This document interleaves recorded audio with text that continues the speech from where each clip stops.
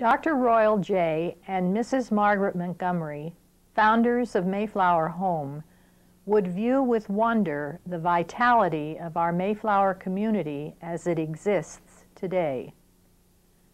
The lifestyles and involvement of residents in activities on campus and the Grinnell community is proof that 50 years later, the Montgomerys' dream of creative retirement is thriving in the new century.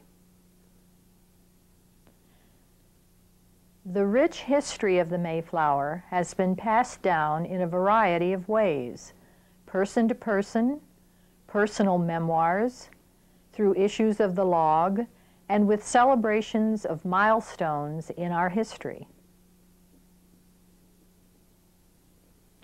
Now, in addition to our commemorative book, A Journey in Faith, The Story of Mayflower Home, precious memories and stories have been preserved with this oral history.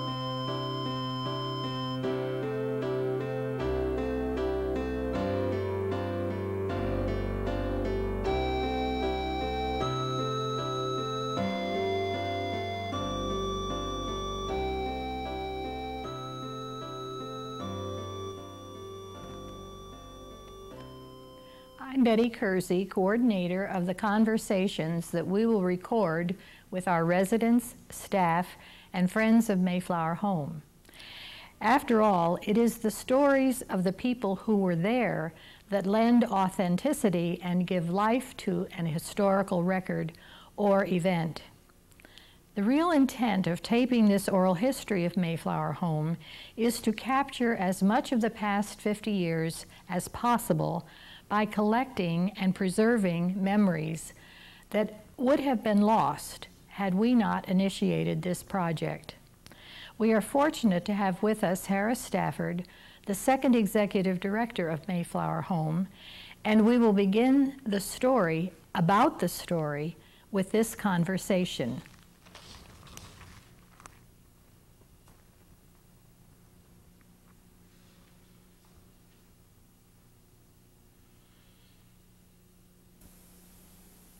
Harris, we recognize how fortunate we are that you can be with us participating in this oral history and serving as advisor to the ad hoc committee for the commemorative book, which is going to be titled A Journey in Faith. And once again, would you just tell us a little bit about this room that we're sitting in, which is Montgomery Hall? Well, this could be called the community room of the first building, Montgomery Hall. It was necessary, of course, if you're going to have a group of people together, that you need some place where they can all gather.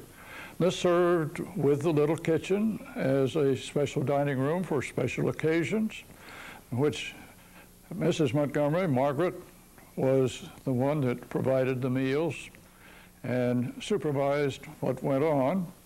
It also served as the room where they played games on Wednesday night and where they had their worship service on Friday evening. Would you describe your relationship with Dr. Royal Montgomery? It's my understanding that it was a relationship of at least 35 years, and you met when you were both young, did you not? Yes, I met Dr. Montgomery in 1931 at youth camp, and it was at that time that I got my first initiation, because he was the director of Christian education for the Iowa Conference. Then I attended 3 other conferences during my youth, and in 1937 I met Margaret for the first time when they came to Frisbee House in Ames, which was our student center for the Congregational Christian Churches of the Iowa Conference.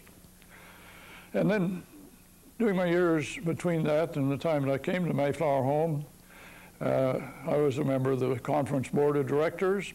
I served on pulpit committees of the local church and had many contacts with Dr. Montgomery, so that from the early 30s through until the time I came in 1957, we had had many contacts. Would you describe the little ride that he took you on when he learned that you would become the executive director, the next executive director?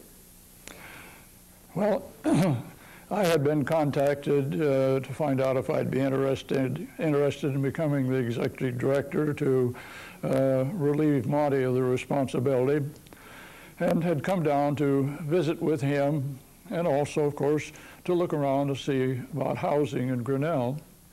But Monty said, let's go for a little ride. And so we went out, ended up under a big old elm tree out on East Street. And he says, let's park here, I want to visit a while.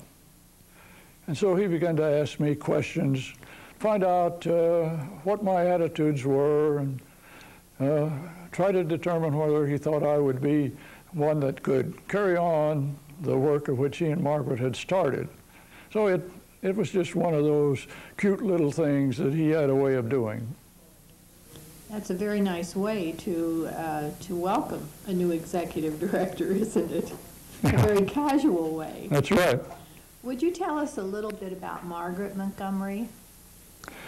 Well, Margaret had been a home ec teacher in Kansas at the university. And when she retired, she and Monty, who had had some acquaintance in previous years, became reacquainted. And I'm not sure about how they really managed all of this, but anyway, they decided that they would join together, and in 1937 they were married, and she became his co-worker at that particular time, and it was that time that he became the conference minister. So they had lots of responsibilities. He really could not have done all of this by himself initially, in terms of having someone to help him be a host and entertain groups.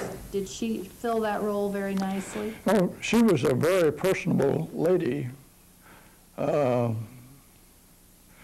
Monty, of course, his health wasn't the best at the time he retired as conference minister.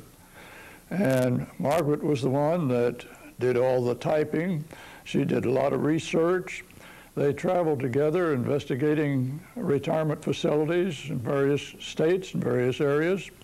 And it was in this way that they developed the idea of providing not just a room for people, but to provide apartments where they could have a living room and a kitchen, where they could really live, as well as having a bedroom for the necessary activities of life as it flowed in those days. Margaret Kiesel writes in her history of the Mayflower homes that the building program was a mark of your administration. Now, you came to Mayflower in 1957 and retired in 1978. But during those years, there were 4 buildings? Yes, we had 4 building programs during that time. The first was Pearson Hall, which was started in December of 1957, completed in 1959, which doubled the capacity of Mayflower Home. We built Buckley Hall, 1962-63, which again doubled the capacity. In 1968, we built the first part of the Merrill Park Health Center. In 1970, we added the first wing. And in 1975, we built Aldemeyer Hall. So that was the construction that took place during the years in which I was the executive. She also noted that the gift from Dr. Montgomery and his wife of $19,000 appreciated to the amount of $4,701,530 at the end of your administration. Those were the assets of Mayflower Home. That's quite a bit of growth in 21 years, isn't it? Yeah, it certainly is. And of course, I was just fortunate to be here during that time. The assets increased because of the fine people that we worked with, folks that appreciated what we were doing, gifts that they left to Mayflower Home. And of course, we accumulated part of that from the endowments which we received from residents as they moved in. And it was a very satisfying and a great way to develop a family arrangement in retirement. What are some of your recollections of Monty's stories that you'd like to share? Well, Monty was a very humorous sort of a guy in a dry sort of a way.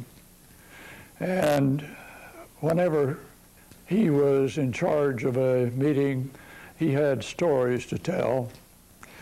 He had a little black book, as a matter of fact, and other folks knew that he had that book. And one evening in one of the state conference meetings, one of the other members of the association team stole his stories, and they thought, we'll fix him. But of course, Monty had plenty more, and he just went right along as if nothing had happened. He liked to tell stories on himself. And one of the things, of course, being Scots background, his folks came over from Scotland. They landed in Illinois. And he said that he was born over here to save his folks paying the passage, which would have cost to come over, that being a real Scotch idea. And his health was not good, and the doctor recommended that they find a drier climate. So his folks moved to Smithsett, Kansas. And out there, his father bought a farm, and Monty did the farming while he was in high school. And then when it was time, he went to university for his education. Dr. Graham Taylor, who was then president of Chicago Theological Seminary, spoke at the university, and this encouraged Monty to think about becoming a minister. And one of the things which college students did, not only as they did in Grinnell, but everywhere else, there was a need for fill-in pastors at small community churches. And Monty had been asked if he would come out to a small rural church on a Sunday morning. So he borrowed a rig and was driving out toward the church. Now, when you say a rig, you mean a horse and buggy? Yeah, a rig was a horse and buggy. And he stopped when he got where he thought it was getting pretty close to church. He saw a fellow in the barnyard, and he stopped and asked him where the church was. And the fellow says, well, it's just down the road a piece. It says it ain't much of a church, but you can't get much of a preach for $3. So that was one of his humorous ways of expressing his humility and his great sense of humor.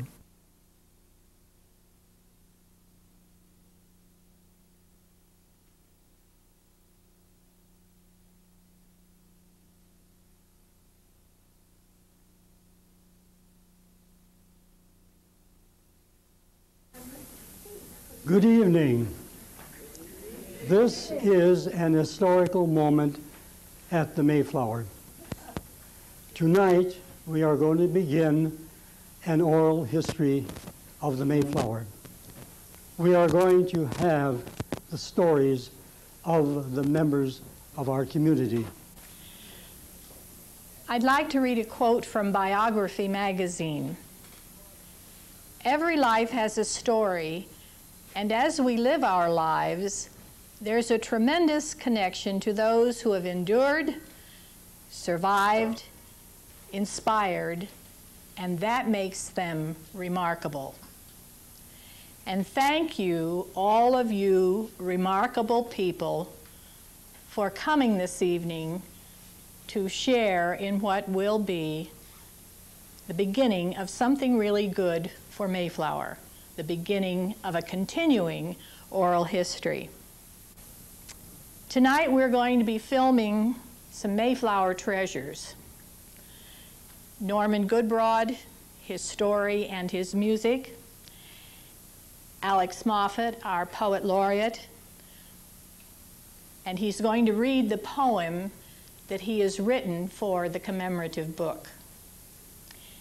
And Elizabeth Ernst, and I think I identify Elizabeth most with two things: history and quilting. Well, I'm Elizabeth Ernst, known usually as Betty, and my acquaintance with Mayflower started in 1959 when my mother came to Mayflower. We were living in Lincoln, Nebraska at the time, and I used to come up from Lincoln on the train, and the train stopped almost at our front door, but often Monty would meet me and drive me over and tell me all the most recent things. And one time he told me about his announcement party when he was marrying Helen Nelson, and he was so pleased to think he surprised almost everybody. I've known Monty. I don't remember when I did not know Monty, because he would come, my father was a minister, and he would come around to the churches, and I went to summer camp, and those of you who knew Monty remember how wonderful he was to meet. And it was great to know Mayflower. George and I came in 1974. We lived out in town for a year while Altemeyer was being built, and we came down every day to check on what they were doing. George said it's a better building than we could have afforded to build for ourselves. So we've been happy to be here at Mayflower for 25 years. In looking at the planning the quilt, we had lots of boxes of pictures and things to look at, and the pictures are on the quilt. The charter, the original, one of the original pieces of history, 1950. The logo that's on the stationery now, we just blew it up until it fit on a 12-inch block, and I appliqued that on there. I am a quilter, and this was my 438th project. These newspaper articles, this is the groundbreaking, and all those people we have identified. In fact, there are 50 people on here, and there are only about 4 or 5 that we're not sure of. There are some incidents, the Vosburg fire over there, anybody that hasn't been here, that wasn't here in 1977, but for those of us living in Altemeyer at that time, we really knew there was a fire that time.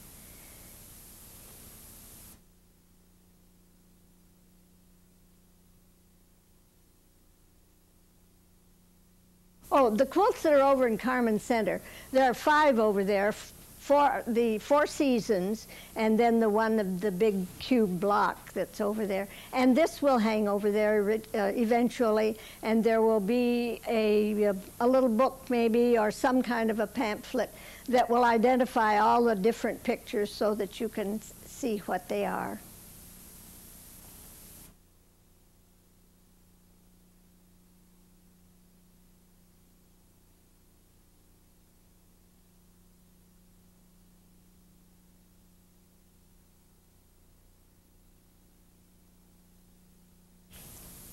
Alex Moffett, our poet laureate, is going to tell us a little bit about his life at Mayflower, and as I explained earlier, he will be reading his poem. Well, you have the microphone on, so I think you better. I'm Alex Moffett, and I was very much honored to be asked to write a poem for this wonderful occasion. In trying to decide what to do, I looked up the poems that have been read at 3 of our presidential inaugurations. JFK was the first one that I found. Robert Frost wrote a poem for that. I think Angela Mayu wrote a poem for Mr. Clinton's first inauguration, and I've got some wonderful ideas from these people, not what to write, but perhaps what not to write.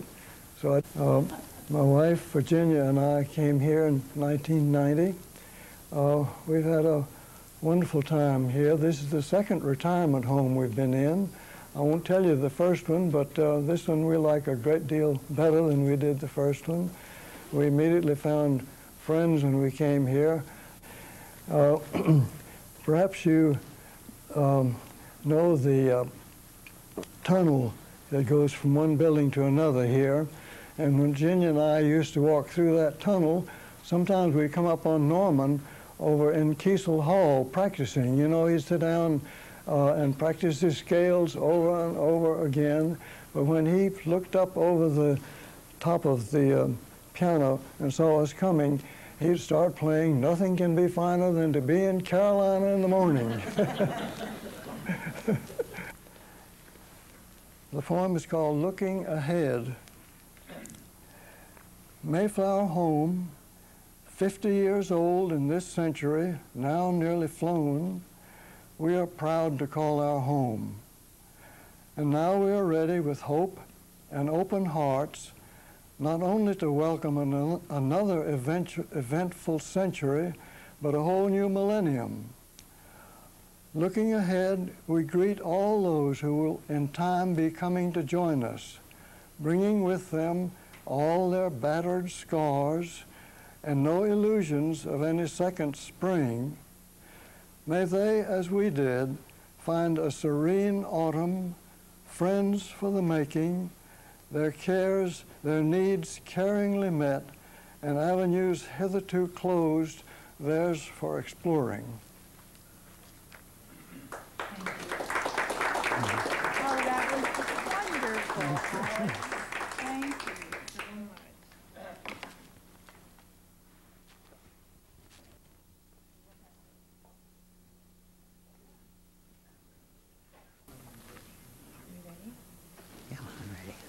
Well, when Norman and I met this morning, one of the first things I asked him was, how was the birthday party? And he tells me that there were, how many, Norman? 450, yes. Wonderful, wonderful. And more. And more. Who didn't sign up? About 10 years after you moved here, there was a special event at the chapel service one morning. Do you remember what that event was? Well, yes, I was honored because of the services that I had given to the chapel committee. Well, I used to go to the chapel to practice. I have a practice time at 1 o'clock every day. And so I was usually started my practice just playing the scales, did scales and arpeggios in order to get my fingers warmed up, you know, and get into shape. And a lady was over visiting here in Buckley, a friend, and she would go through about the same time, 1 o'clock every afternoon when I was starting my scales. So she said to the person whom she was visiting, "Who is that? When I go through there every afternoon, somebody is just playing the most boresome thing. I don't know whether he is a pianist or who he is, but he plays up and down scales." And so this person told her, well, he's a professor at Grinnell College. And she said, "I can't believe it." So the word got back to me, and I thought, well, the next time she goes through, I'm going to be watching.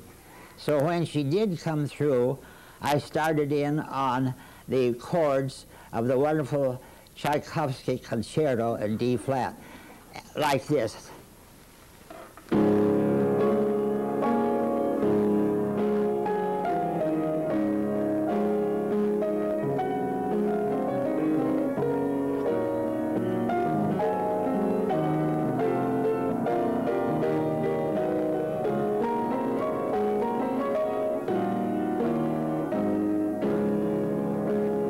She stopped and listened, and when she went back over to her friends to visit, she said, "I came through there, and I couldn't believe it. Somebody was playing the Tchaikovsky piano concerto." Now, who could that have been? And this person said, well, it had to be the same person. If she said, "I don't believe it, I'm going back and see." So she came back, and I played more for her. So we straightened that out. I understand What happened the first day you moved to Mayflower? What did they ask of you that very first day? To move my car. Was parked, but in addition to that, didn't they ask you to play at the chapel service? Yes, yes. And I started playing at the chapel service, and I think I've played for just about everyone up until the past 2 months. And I think I've very seldom missed a chapel service, and I was given a nice reward for the services I had given there by the president of this place. Yeah. And how does it feel to be 100? I can't tell the difference.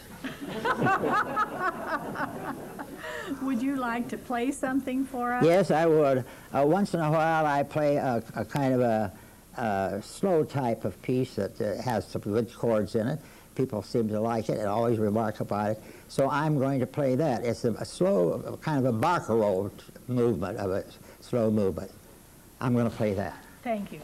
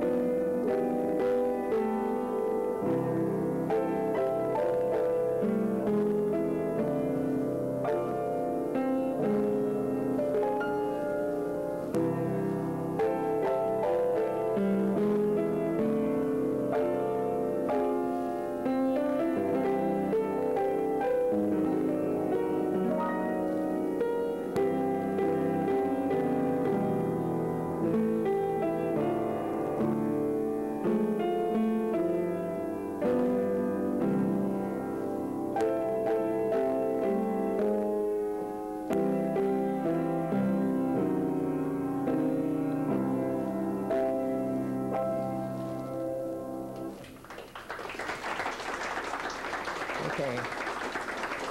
All right. Hello now. See?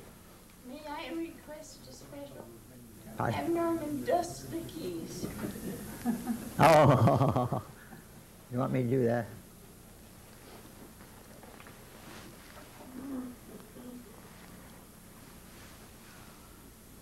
If you want to, Norman. Would you like to have me dust the keys? Yes, I would. All right. Well, one of my students, Robert Snook, came up from Texas where he teaches to be at this party and to play something special. And so I certainly wasn't going to play, so I thought I would do one of my little stunts. And I said, Bob, before you play the piano, I noticed that the keys are real dusty, and I've got to dust them off before I have you play. So I sat down to dust the keys, and I said, this is how the maid in our house does it once in a while. Her name is Hannah. Our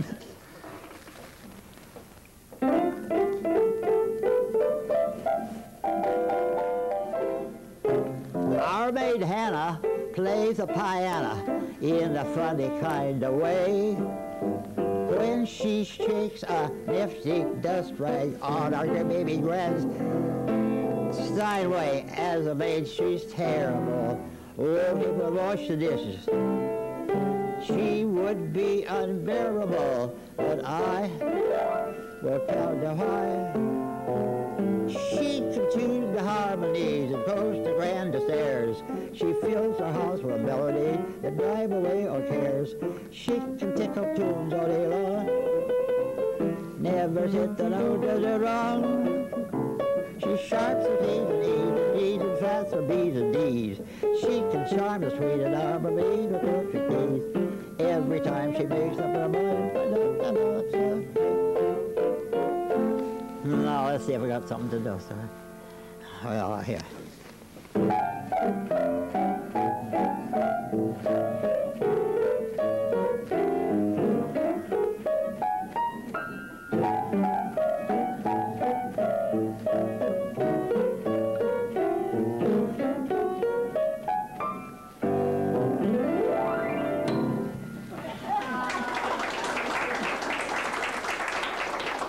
Okay.